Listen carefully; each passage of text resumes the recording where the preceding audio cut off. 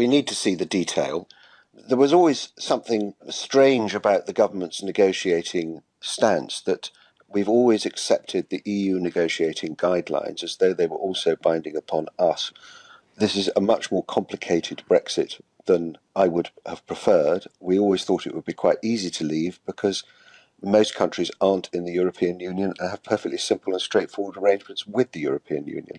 So if this turns out to be a punishment Brexit, I don't think the government would support it, which is why they're right to insist on keeping open the possibility that no deal is better than a bad deal. And we must make sure we don't finish up, as in past treaties, the government explaining things that which are not, in order to try and get people to support something.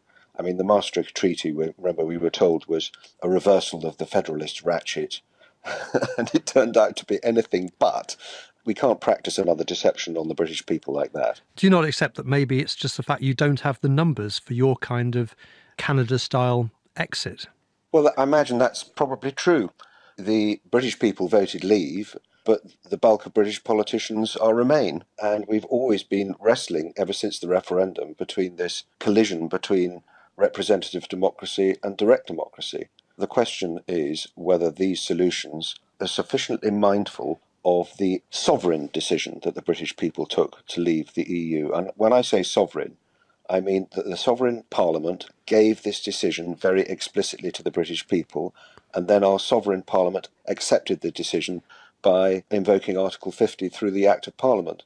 And I dread to think what would happen in British politics if the establishment was seen to be going back on the commitment it made to the British people to have the referendum and then implement the result. That's not what democracy looks like in my book. And of course, the EU has always tried to reverse every adverse referendum. That's what they're about.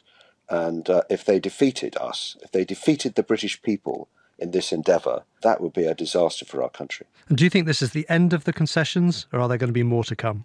I imagine officials in Brussels had sight of these proposals in their preparation long before most of the cabinet. And the fact that Michel Barnier so quickly made a welcoming comment suggests he was very well prepared for this. And I imagine if this is a proposal that is Brexit and does not cross the red lines, he will need some time to sell this to aspects of the EU. So there may well yet be a slip twixt cup and lip, which is why we need to be ready for a no-deal Brexit. Sir Bernard Jenkin on an interesting day at Chequers.